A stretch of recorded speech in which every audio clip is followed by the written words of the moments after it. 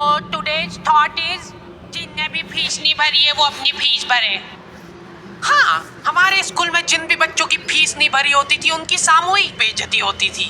और उससे भी ज्यादा दर्द की बात यह है कि वो जो बच्चा थॉट पढ़ रहा है उसने भी फीस नहीं भरी है।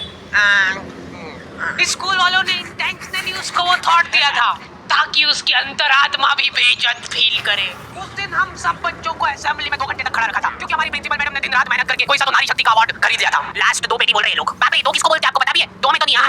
लेकिन मैडम आप मानोगे नहीं, आपके पहले जितने लोग आए उनको मैंने 4 पेटी से कम में दिया नहीं किसी को। चलो उठा लो इसको। अरे उसको नहीं, लाश को। ठीक है मैम आपको दिख रहा है ना सामने का राम नाम।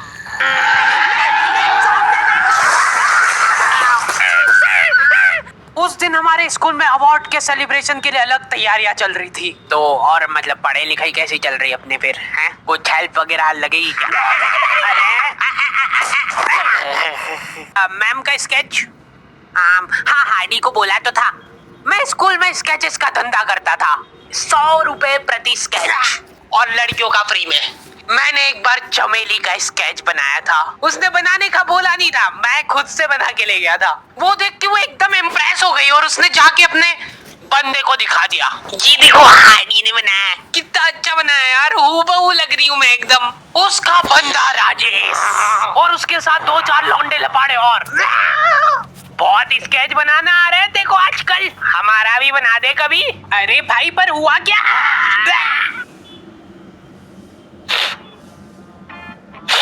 मैं रोते हुए एक ही चीज सोच रहा था कि ऐसा क्या गलत कर दिया यार मैंने। सिर्फ आई लव यू चमेली तो लिखा था मैंने।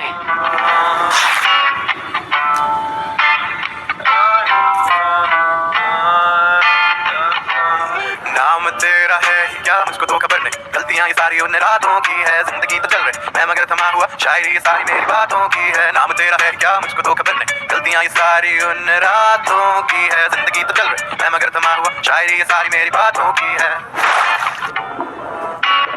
ये क्या बना के लाए हो? मिट्टू लग रहा है एकदम। निकलो। ड्राइंग वाली मैडम ने मेरे को प्रिंसिपल मैडम का स्केच बनाने का बोला था और मैं अपनी जिंदगी का सबसे वाहियात स्केच बना के ले गया क्योंकि फ्री में बनवा रहे थे मेरे से। मैम अब फ्री में तो ऐसा ही मिलेगा। असेंबली ग्राउंड में सारे कैदियों को हाइट वाइज खड़ा करा जाता था और जो भी बच्चा प्रेयर के बीच में आंखें खोलता था या हिला डुली करता था पसीना पोंछ रहा था वो बेचारा। प्रेयर खत्म होने के बाद हमारे आसपास लाशें पड़ी होती थी। असेंबली से क्लास तक का फासला बहुत कठिन होता था कुछ बच्चों के लिए। ओए रोक इधर, तेल क्यों नहीं डाला? सर वो मेरे घर पे जो कोई भी तेल लगा के नहीं आता था उसको घसीट के काल कोठरी में फेंक देते थे और वहीं पे 25 लीटर वाली सोयाबीन तेल की केन उसके ऊपर ढोल देते थे। सर मैं कल di tengah-tengah syuting, mood lagi bagus nih. Tiba-tiba stuck karena harus pindah aplikasi sana sini, bikin skrip di sana. बेचारे बच्चे फिर भी जैसे तैसे अपने क्लासरूम तक पहुंच रहे हैं और वहाँ पे टीचर के आते पते ही नहीं है। उनकी अलग मीटिंगें चल रही है ऑफिस में। अच्छा चलो बताओ कि अपन इन बच्चों को और किस तरीके से लूट सकते हैं। मेरे पास एक आइडिया है। देखो अपन क्या है कि एक प्रोजेक्टर लगवाते हैं एक ही क्लास में। कैदियों को क्लास में कोई संभालने वाला नहीं होता है तो ये अपने जंगली पने पे उतर ही आते हैं। मैं कह रहा हूँ लोहे की स्केल से बेंचे रगड़ रहे हैं, मिस्त्री फेल हो जाए इनके सामने, ऐसा फिनिशिंग वाला काम करते थे। लेकिन इनके जंगली पने यहीं पे खत्म नहीं हो रहे।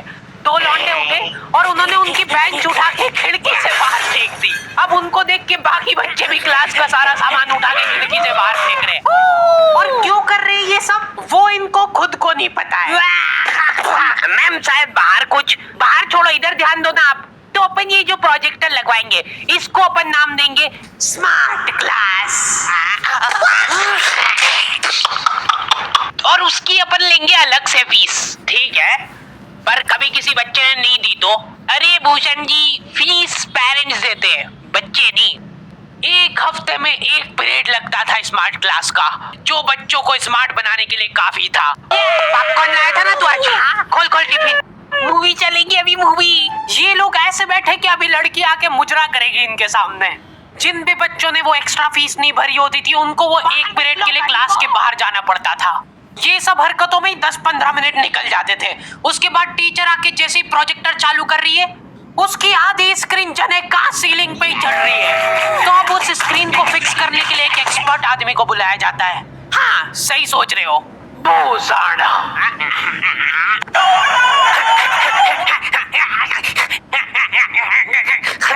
जो बेंच पे चढ़ के उस स्क्रीन को सेट करता है। यस। और जैसे ही प्रोजेक्टर चालू होता था, पीरियड ही ओवर हो जाता था और जो गरीब बच्चे बाहर खड़े थे उनमें से गलती से एक ने क्लासरूम में झांक लिया। क्या देखा तूने? है क्या देखा? मैम कुछ नहीं, बस एक लाइट जलती हुई दिख रही थी मेरे को। 10 रुपए लगेंगे तूने जो 1 सेकंड देखा है उसके। ये सुविधा के कारण हमारे स्कूल के बच्चे इतना स्मार्ट बन गए थे ना, एक बार एक बच्चे को गुस्सा आया तो वो प्रोजेक्टर की डिस्प्ले केबल उखाड़ के ले गया घर। और अफसोस, उस दिन के बाद कोई भी बच्चा स्मार्ट नहीं बन पाया। मैम जल्दी चलो, ऊपर एक केस हो गया। हमारे स्कूल में आए दिन कुछ न कुछ केस होते रहते थे, लेकिन ये केस थोड़ा पेचीदा था। हमारी क्लास के किसी बच्चे ने लव लेटर लिखा था चमेली को, और वो लग गया टीचर के हाथ। तो ये अब केस बन चुका है पूरे स्कूल का। सारे टीचर लोग अपने काम धाम छोड़ के उस मुजरिम को पकड़ने में लग गए। जो टीचर लीव लेके छुट्टी मनाने गए थे वो आधे रास्ते से पलट के आ गए थे। ये बेटा सही सही बता दो किसने लिखा है। अब ये 10-15 टीचर लोग आपस में डिस्कशन कर रहे हैं। सर आपने लिखा है तो बता दो, अपन बात दबा देंगे। फिर इन्होंने एक और एक्सपर्ट टीचर को बुलाया। बेटा सुन लो, मैं शक्ल देख के बता देती हूँ एक बार में कि कौन है मुजरिम। तुम बाहर जाओ। हाँ तुम भी बाहर जाओ। तुम भी। क्लास में सिर्फ 4 लड़के बचे, जिनमें से एक मैं हूँ। बाकी सभी बच्चे इसके शक के दायरे में थे। उन सभी बच्चों को काल कोठरी में ले जाके टॉर्चर किया जा रहा था। बोल दे बेटा क्यों लिखा है। इधर मैडमों को अलग चीजों की टेंशन हो रही थी। इसने चमेली में मात्रा तक गलत लगाई है। अरे इसका बाप भी बोलेगा सच। बोल दे बेटा क्यों लिखा था। बस हाँ बोल, तूने लिखा था।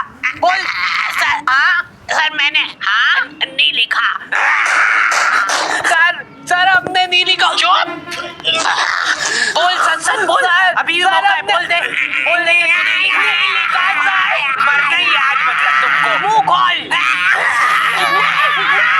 ऐसे तो ये कसई मार डालेगा सारे बच्चों को। साइड करो इसको, मैं जा रही हूँ। अरे मैम सबने सच बोल दिया है, इन सभी ने मिल के लिखा है। हाँ sir, very good very good. चलो अब साइड हो जाओ। ये क्या, किसने मारा मेरे बच्चों को? पानी पियो बेटा, लो पानी पियो। लेकिन उसके पहले मेरे को बताओ कि तुम में से किसी ने लिखा है या नहीं। इधर इनकी क्लास में अलग इन्वेस्टिगेशन चल रही थी। बेटा देखो, अगर तुमको आपस में भी किसी पे शक हो तो तुम लोग बता सकते हो खुल के, किसी से डरने की कोई जरूरत नहीं है। इतने में राजेश उठ के बोल रहा है, मैम मेरे को हार्डी पे शक है।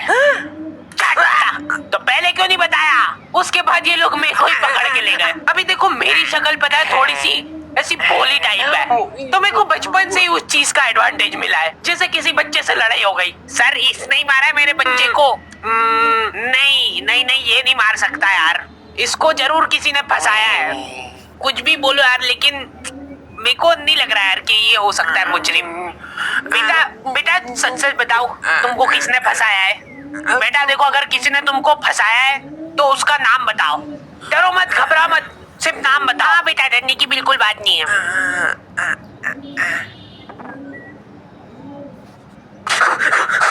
राजेश कौन है? सर मैं। बस उसी दिन राजेश मेरे को आखिरी बार दिखा था, लेकिन वो लव लेटर किसने लिखा था वो आज तक रहस्य ही है। तू लगे सामने खड़ी है, लगता जैसे अपने आप से लगी। खुली किताब जैसे। मेरी प्यारी चमेली। नाम तेरा है क्या मुझको तो खबर नहीं, गलतियां ये सारी। ओह